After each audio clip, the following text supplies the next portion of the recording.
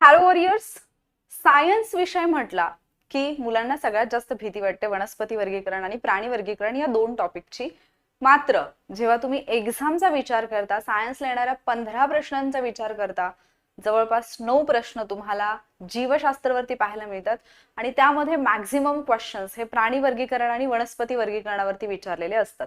आणि त्यामुळे आजच्या लेक्चरमध्ये आपण फास्टेस्ट रिव्हिजनसाठी वनस्पती वर्गीकरण हा जो टॉपिक आहे त्याच्यातले ऑलमोस्ट सगळे पॉइंट्स जे आहेत ते वन लाइनर क्वेश्चनच्या स्वरूपामध्ये कंप्लीट करण्याचा प्रयत्न करणार आहोत. ठीक आहे. सो जवळपास 30 प्रश्न असतील आणि या 30 प्रश्नांच्या माध्यमातून वनस्पती वर्गीकरण हा टॉपिक तुमचा कंप्लीट होईल. ठीक आहे.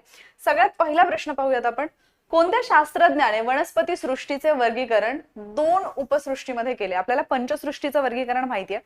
आता आपल्याला तो शास्त्रज्ञ माहिती पाहिजे ज्याने वनस्पती सृष्टीचं वर्गीकरण 2 उपसृष्टीमध्ये केलेलं आहे आणि तो शास्त्रज्ञ आहे एचर. एचरनी वनस्पतींचं वर्गीकरण 1883 ला 2 गटांमध्ये केलेलं आपल्याला पाहायला मिळतं, 2 उपसृष्टींमध्ये केलेलं पाहायला मिळतं. एक आहे अबीजपत्री आणि दुसरा आहे बीजपत्री. ठीक आहे. याच्यावरती सरळ सरळ प्रश्न आयोगाचे विचारून झालेले आहेत, परत एकदा विचारले जाऊ शकतात, त्यामुळे आपल्याला माहिती पाहिजे. अबीजपत्री म्हणजे असतात क्रिप्टोगॅम आणि बीजपत्री म्हणजे असतात फॅनेरोगॅम. हे इंग्लिश मधले शब्द पण लक्षात ठेवा, कारण आयोगाची सवय आहे, आयोग बऱ्याचदा इंग्लिश शब्द देवनागरी लिपीमध्ये देतो आणि तिथे आपलं कन्फ्युजन होतं. सो वनस्पती सृष्टीचं 2 उपसृष्टीमध्ये वर्गीकरण कोणी केले? एचरनी केले 1883 ला. कुठल्या 2 उपसृष्टींमध्ये केलेले? अबीजपत्री, बीजपत्रीमध्ये केलेलं आहे. नेक्स्ट क्वेश्चन आहे, याच्यापैकी अबीजपत्री जे आहे ज्याला आपण क्रिप्टोगॅमी म्हणतो, याचं विभाजन आर एच विटाकर यांनी किती विभागांमध्ये केलेलं आहे? तर ऑब्विसली तुम्हाला माहिती असेल की आर एच विटाकर जे आहेत यांनी या अबीजपत्रीचं म्हणजेच क्रिप्टोगॅमचं 3 गटांमध्ये विभाजन केलेलं आहे. त्याच्यातला पहिला विभाग येतो थॅलोफायटा, त्याच्यानंतर येतो ब्रायोफायटा आणि त्याच्यानंतर येतो टेरिडोफायटा. जर याच्यामधल्या वनस्पती लक्षात ठेवणं तुम्हाला कठीण जात असेल तर मी already I think thallophyta, bryophyta आणि टेरिडोफायटा या तिन्ही गटांच्या बाबतीत ट्रिकचे व्हिडिओ दिलेले आहेत, जिथे कितीही अवघड नावं असली तरी ती तुमच्या लक्षात येतील. ब्रायोफायटाचं तर अगदी रिसेंटली मी एक सॉन्ग अपलोड केलेलं होतं, तुम्ही जर ते व्हिडिओ पाहिले नसतील तर पाहून घ्या, कारण हे तुम्हाला खूप जास्त हेल्पफुल ठरेल एक्झामसाठी. नेक्स्ट क्वेश्चन आहे, शैवालांचा विभाग म्हणून कोणत्या वनस्पतींना ओळखतात? तर ऑब्विसली हे तुम्हाला माहिती असेल, थॅलोफायटा. थॅलोफायटा जो गट आहे याला शैवालांचा गट म्हणून ओळखलं जातं. ठीक आहे. तर याच्यामध्ये आता लक्षात ठेवण्यासाठी थॅलोफायटाचं ज्यावेळेला मी ट्रिक दिलेली आहे त्याच्यामध्ये आपण पाहिलेलं आहे की थॅलो हा शब्द थाळीसारखा भासतो. थाळी म्हणजे आपण अशी खाली ठेवलेली असते. ठीक आहे. तो असं पसरलेलं जे आपल्याला पाहायला मिळतं दॅट इज शैवाल. ठीक आहे. थॅलोफायटा. त्याच्यानंतर नेक्स्ट क्वेश्चन आहे, शैवालांची पेशीभित्तिका किती आवरणांनी बनलेली असते? हिरवे शैवाल, लाल शैवाल, त्याच्यानंतर तपकिरी शैवाल यांच्या ट्रिक्स ज्या आहेत त्या मी ऑलरेडी तुम्हाला दिलेल्या आहेत, कारण आयोगाने प्रत्येक वर्षी याच्यावरती प्रश्न विचारले, पूर्व परीक्षा, मुख्य परीक्षा दोन्ही एक्झामसाठी. आणि ज्या ट्रिक्स दिलेल्या आहेत त्याच्यामध्ये प्रत्येक शैवालाची पेशीभित्तिका कशापासून बनलेली आहे, शिवाय कुठलं रंगद्रव्य आहे ज्याच्यामुळे शैवालांना तो रंग प्राप्त होतो याच्याबद्दलची माहिती दिलेली आहे. आणि प्रत्येक प्रकाराची जी उदाहरणं आहेत ती उदाहरणं सुद्धा दिलेली आहेत. लक्षात ठेवायला अतिशय सोप्या भाषेत सांगितलेले. शैवालांची पेशीभित्तिका 2 आवरणांनी बनलेली असते. बाहेरून ती पेक्टिनची असते, आतून सेल्युलोजची असते. मात्र अगेन ज्यावेळेला तुम्ही क्लोरोफायसी पाहाल, रोडोफायसी पाहाल, फिओफायसी पाहाल तर त्याच्यामध्ये काही तुम्हाला थोडेसे डिफरन्सेस पाहायला मिळतील, ते फक्त अभ्यासून ठेवा. ट्रिक्सचे व्हिडिओ सगळे सायन्स बाय वॉरियर ऑफिसर या प्लेलिस्ट मध्ये मिळतील. पुढचा प्रश्न, जगातील एकूण प्रकाश संश्लेषणापैकी -% प्रकाश संश्लेषण हे शैवालांमार्फत होते. इतका इम्पॉर्टंट आकडा आहे ना हा. ज्यावेळेला 2 लाइनर क्वेश्चन किंवा मल्टी लाइनर क्वेश्चन विचारला जातो, शैवालांच्या बाबतीमध्ये माहिती विचारली जाते, त्यावेळेला एखादं विधान हे तुम्हाला पाहायला मिळेल. पीवायक्यू मध्ये ऑलरेडी प्रश्न येऊन गेलेला आहे. नेक्स्ट आहे, शैवाल हे नाव कोणी दिलं? लिनी हत्या. ज्या लिनी हत्यानी म्हणजे लिनियस, कार्ल लिनियस जे आहेत त्यांनी शैवाल हे नाव किंवा ही संज्ञा दिलेली आहे. आपल्याला माहिती की आपण ज्यावेळेला सजीवांचं वर्गीकरण अभ्यासतो त्यावेळेला आपण द्विनाम पद्धती अभ्यासतो. या द्विनाम पद्धतीचा जनक सुद्धा किंवा द्विनाम पद्धती सुद्धा कार्ल लिनियस यांनीच दिलेली आहे. इव्हन एक लेक्चर मी तुमच्यासोबत शेअर केलेला आहे, जैव विविधता किंवा बायोडायव्हर्सिटी म्हणून. तिथे जे काही सृष्टी, संघ, वर्ग, गण, कुल या ज्या सगळ्या जाती, प्रजाती, हे जे काही सजीवांचं वर्गीकरण आहे, ही प्रत्येक संज्ञा कोणी दिलेली आहे, त्याच्याशी रिलेटेड असणारे जे फॅक्ट आहेत, एक्झाम मध्ये जे प्रश्न विचारले जाऊ शकतात, हे सगळं त्यामध्ये दिलंय. फक्त सायन्स बाय वॉरियर ऑफिसर एवढी प्लेलिस्ट जरी तुम्ही पाहिलीत ना, बायोलॉजीचे 9 पैकी 7 ते 8 मार्क्स तुम्हाला इझिली येऊन जातील. ठीक आहे. त्याच्यानंतर शैवालांच्या अभ्यासाला काय म्हणतात? फायकोलॉजी. अतिशय सोपा शब्द आहे. फायकोलॉजी म्हणतात शैवालांच्या अभ्यासाला. शैवालांचा जनक म्हणून कोणाला ओळखतात? मॉरिस. मॉरिस हा शैवालांचा जनक आहे. पण पुढचा प्रश्न आहे, भारतात शैवालांचा जनक किंवा भारतीय फायकोलॉजीचा जनक म्हणून कोणाला ओळखलं जातं? तो आहे लाइंगर. लाइंगर. ठीक आहे. सो जर तुम्हाला फक्त शैवालांचा जनक विचारला, जर तुम्हाला विचारलं की शैवाल ही संज्ञा कोणी दिलेली आहे, तुमचं उत्तर असायला पाहिजे लिनियस. ठीक आहे. जर तुम्हाला विचारलं शैवालांचा जनक म्हणून कोणाला ओळखलं जातं, तुमचं उत्तर असायला पाहिजे मॉरिस. आणि जर तुम्हाला विचारलं भारतीय फायकोलॉजीचा जनक म्हणून कोणाला ओळखलं जातं, शैवालांचा अभ्यास आहे ना फायकोलॉजी, तर याचा जनक म्हणून कोणाला ओळखलं जातं, तर तुमचं उत्तर असायला पाहिजे लाइंगर. ठीक आहे. या 3 वेगळ्या वेगळ्या फॅक्ट आहेत, लक्षात ठेवा. नेक्स्ट क्वेश्चन आहे, स्पायरोगायरा, थुलोथ्रिक्स, वॉल्वॉक्स, झायग्नेमा, क्लॅमिडोमोनास ही कोणत्या शैवालाची उदाहरणं आहेत? जाणून बुजून हा प्रश्न असा दिलाय कारण शैवालांची नावं आपल्याला लक्षात ठेवायला कठीण जातं. जर तुम्हाला हा पॉइंट कठीण जात असेल, पण हा पॉइंट एक्झामच्या दृष्टीने इम्पॉर्टंट आहे, हे तुम्हाला माहिती असायला पाहिजे. जर शैवाल हा घटक कठीण जात असेल, मी ऑलरेडी 3 व्हिडिओज अपलोड केलेले आहेत ज्याच्यामध्ये शैवालांची डिटेल माहिती, लक्षात ठेवण्यासाठीच्या ट्रिक्स आणि त्या ट्रिक्स पण अशा पद्धतीने दिलेत की तुमचं अजिबात कन्फ्युजन होऊ नये. त्यामुळे ते लेक्चर्स एक्झाम पूर्वी डेफिनेटली पहा, तुम्हाला फायदाच होईल. ठीक आहे. स्पायरोगायरा, थुलोथ्रिक्स, वॉल्वॉक्स, झायग्नेमा, क्लॅमिडोमोनास ही सगळी हिरवं शैवाल ज्याला आपण म्हणतो क्लोरोफायसी, याची उदाहरणं असलेली आपल्याला पाहायला मिळतात. नेक्स्ट क्वेश्चन जर आपण पाहिला, इक्टोकार्पस, त्यानंतर सर्गॅसम, फ्युकस, लॅमिनारिया आणि डिक्टॉइटा ही कोणत्या शैवालाची उदाहरणं आहेत? तर ही आहेत फिओफायसी किंवा ज्याला आपण तपकिरी शैवाल, ब्राऊन अल्गी म्हणतो, त्याची ही उदाहरणं आपल्याला पाहायला मिळतात. नेक्स्ट क्वेश्चन आहे, आगार निर्मितीसाठी कोणत्या शैवालाचा वापर केला जातो? लक्षात घ्या, बायोलॉजीमध्ये सुद्धा आणि मोस्टली केमिस्ट्रीमध्ये असे प्रश्न तुम्हाला विचारले जातात. आपल्या दैनंदिन जीवनामधली काही उदाहरणं दिली जातात आणि विचारलं जातं की इथे कशाचा वापर केला जातो.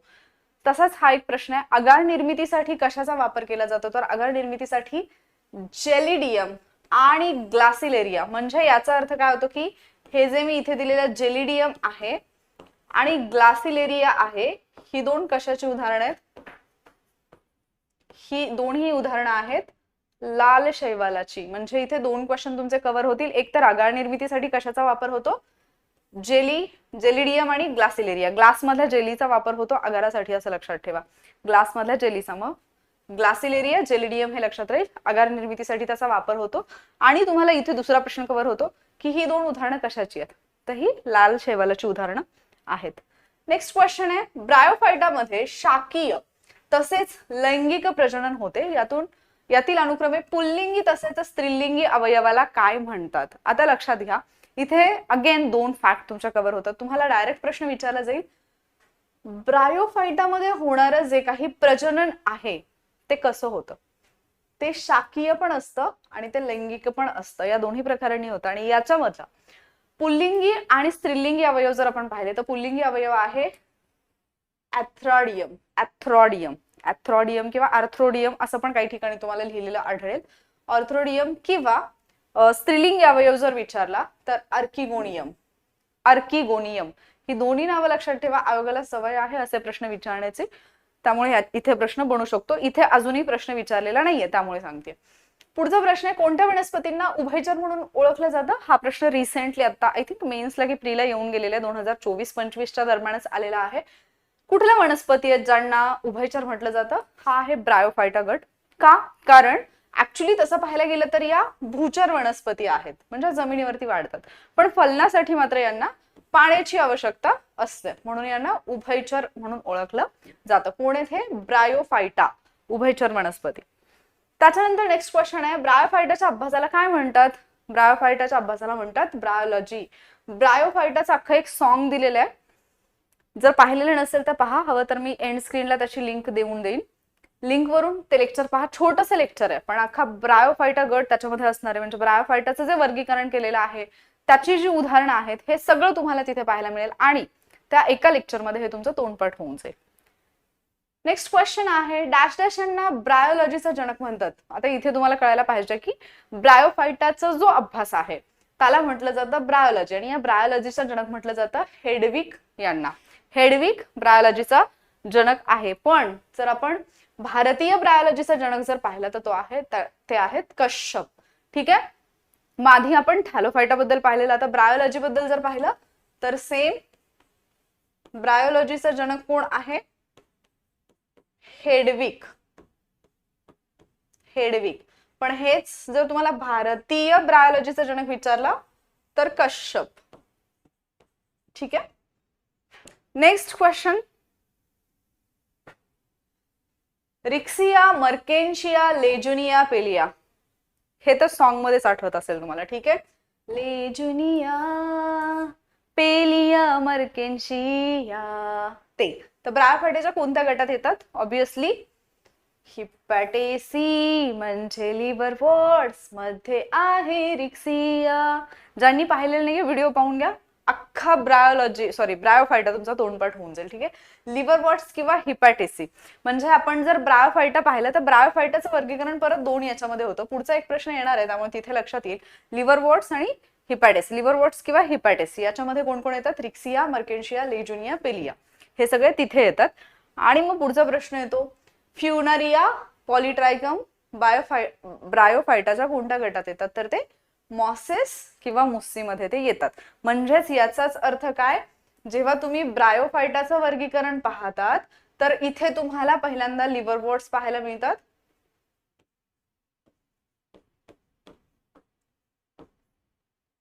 यांनाच म्हटलं जाईल हिपॅटेसी. आणि दुसरा गट येईल mosses मुस्सी.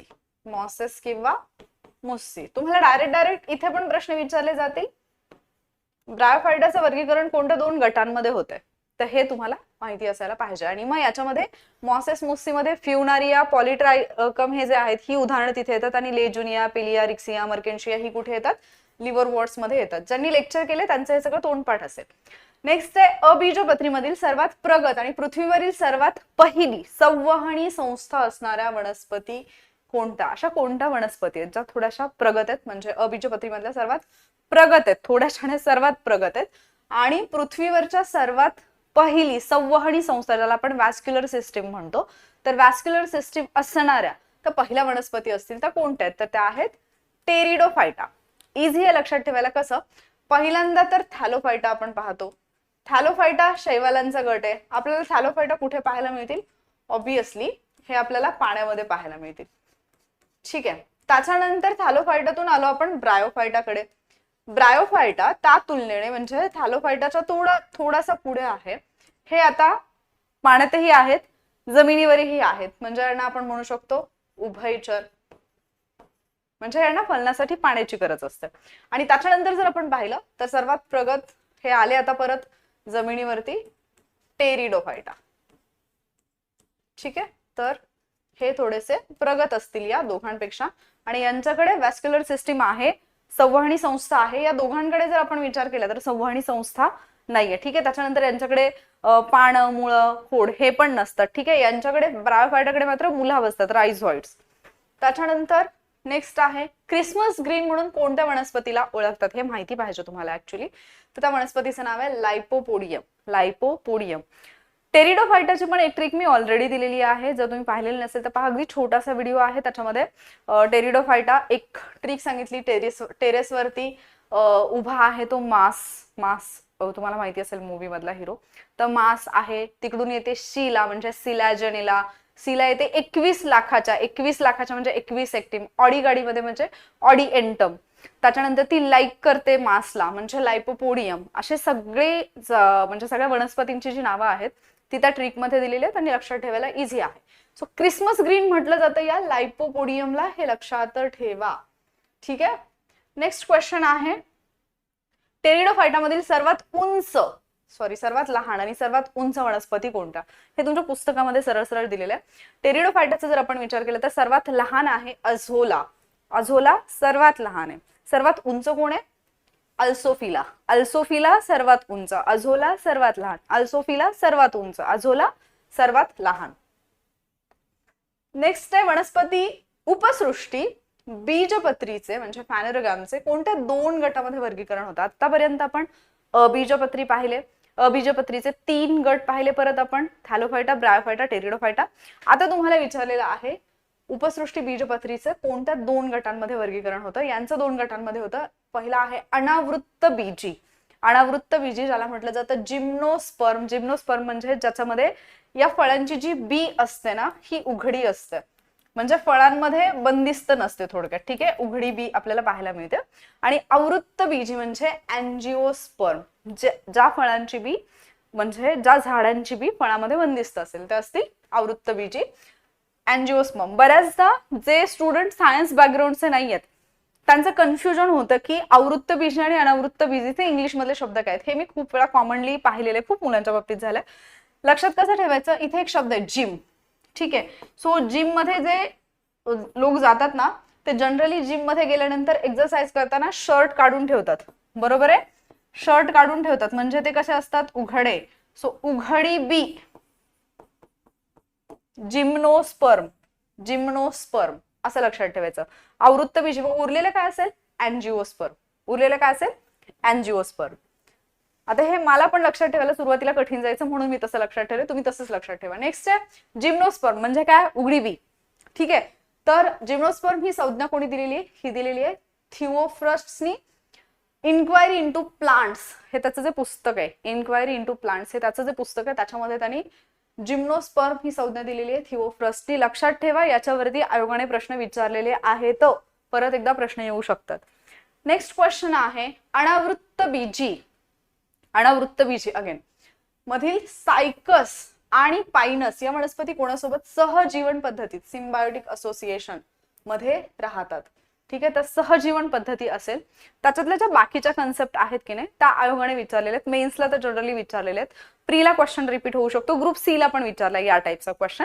I think me last time जे काही स्वप्नसिद्धी अंतिम पर्व मध्ये सायन्सची टेस्ट घेतली, ऍक्च्युअली टेस्टमध्ये ग्रुप सी चे जे क्वेश्चन्स आहेत तेच घेतलेले आहेत, त्याचं अनालिसिस.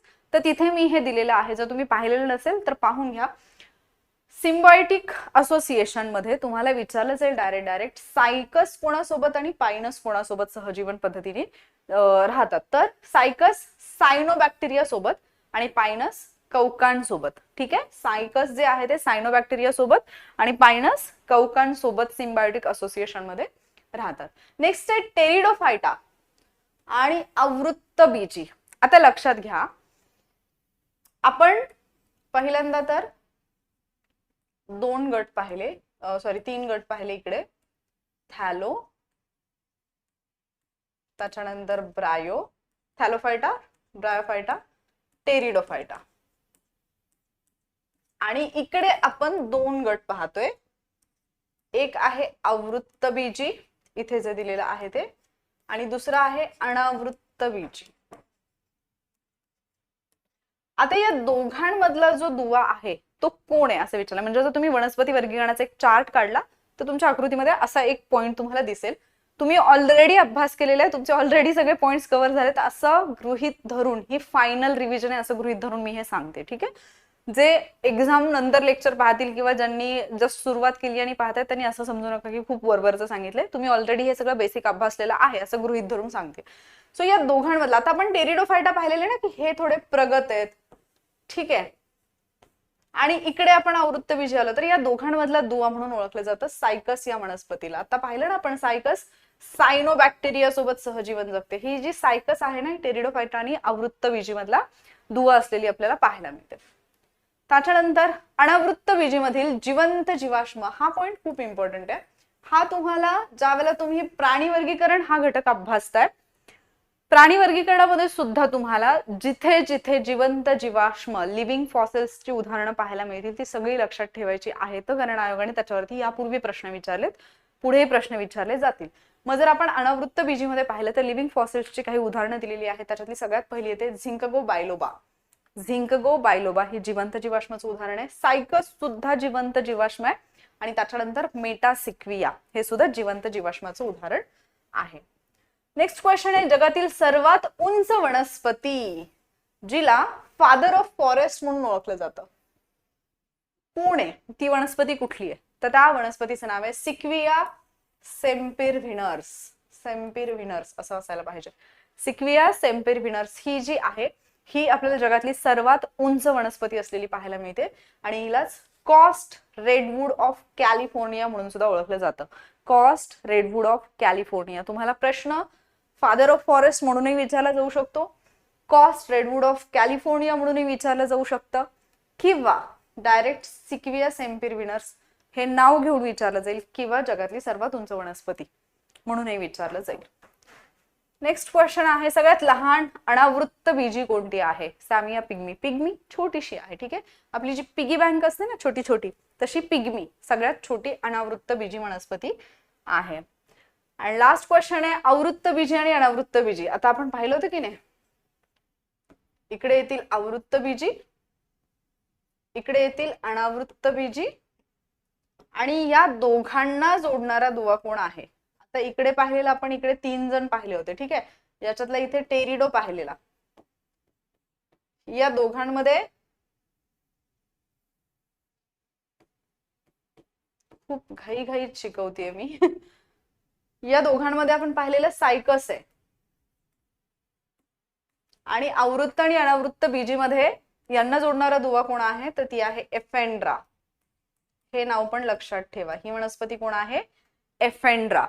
तर वनस्पती वर्गीकरण हा जो काही चॅप्टर तुमच्या बुक मध्ये आहे, जिथून पण तुम्ही स्टडी करता, त्याच्यावरती मॅक्झिमम जे वन लाइनर क्वेश्चन्स बनवू शकतात ते क्वेश्चन्स इथे घेण्याचा मी प्रयत्न केलाय. जे पॉइंट्स मी इथे घेतलेले नाहीयेत ते का घेतलेले नाहीयेत? कारण त्या पॉइंट्सवरचे लेक्चर्स मी ऑलरेडी दिलेले आहेत.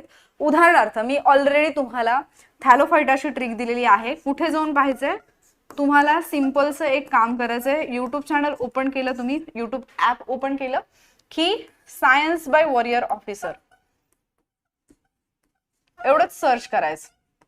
ज्यावेळेला तुम्ही सायन्स बाय वॉरियर ऑफिसर असं सर्च करताय ना, तुमच्या समोर एक सायन्सची प्लेलिस्ट येईल. खूप सगळे व्हिडिओज आहेत त्याच्यामध्ये. तिथे तुम्हाला थॅलोफायटाच्या ट्रिकचा व्हिडिओ पाहायला मिळेल. त्याच्यानंतर तिथे तुम्हाला ब्रायोफायटा पाहायला मिळेल. तिथे तुम्हाला टेरिडोफायटा पाहायला मिळेल, ठीक आहे. शिवाय या टॉपिकच्या संदर्भानेच आपण जे जैवविविधता किंवा बायोडायव्हर्सिटी ज्याला म्हणतो, हा जो काही एक टॉपिक आहे तो सुद्धा तुम्हाला तिथे पाहायला मिळेल. त्याच्या सुद्धा ट्रिक्स, त्याचं म्हणजे पूर्ण सजीवांच्या सृष्टीचं वर्गीकरण कुठल्या कुठल्या पद्धतीने केले, कुठल्या कुठल्या शास्त्रज्ञांनी कशामध्ये केले. म्हणजे उदाहरणार्थ चॅटननी 2 मध्ये केलं, आदिकेंद्रकी आणि दृश्य केंद्रकीमध्ये. हॅकेलने 3 मध्ये केलं, प्राणी, वनस्पती आणि प्रोटिस्टामध्ये. कोपलँडनी 4 याच्यामध्ये केलं. तर हे जे काही प्रश्न आयोगाकडून विचारले जातात ना, हे सगळं दिलेलं आहे, ठीक आहे. त्याच्यामुळे एकदा तो व्हिडिओ न चुकता पहा. एक्झाम पूर्वी रिव्हिजनसाठी बेस्ट आहे आणि मॅक्झिमम मार्क्स मिळवून देणारा टॉपिक आहे. आता ज्या पद्धतीने आपण वनस्पती वर्गीकरण म्हणजे क्विकली सगळे पॉइंट्स तुमचे रिवाइज झाले असतील, जे इम्पॉर्टंट वाले आहेत ते. असंच जर तुम्हाला प्राणी वर्गीकरणाचं लेक्चर हवं असेल वन लाइनर स्वरूपामध्ये किंवा मे बी वेगळ्या स्वरूपामध्ये, सगळे जे प्राणी संघ आहेत ते प्राणी संघ ऑलरेडी त्याच्या ट्रिक्स मी दिलेल्या आहेत. पण तरी सुद्धा एक फायनल रिव्हिजनसाठी म्हणून जर तुम्हाला वन लाइनर स्वरूपातलं एखादं लेक्चर हवं असेल तर मला याच्यामध्ये कमेंटमध्ये प्राणी वर्गीकरण किंवा जस्ट ॲनिमल वन लाइनर इतकं टाईप करून पाठवायला विसरू नका, ठीक आहे.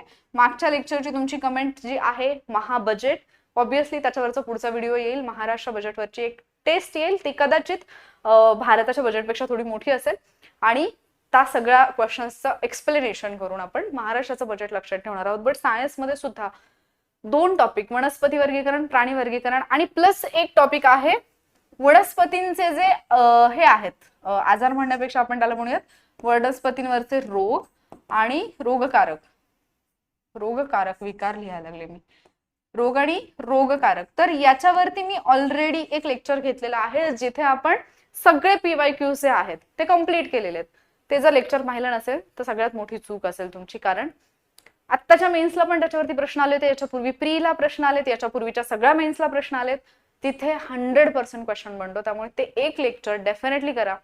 कारण रोगकारक लक्षात ठेवणं फार कठीण जातं, पण ती सगळी नावं तुम्ही इझिली उठता बसता तुमच्या लक्षात राहतील इतक्या इझी वे मध्ये सांगितलेली आहेत.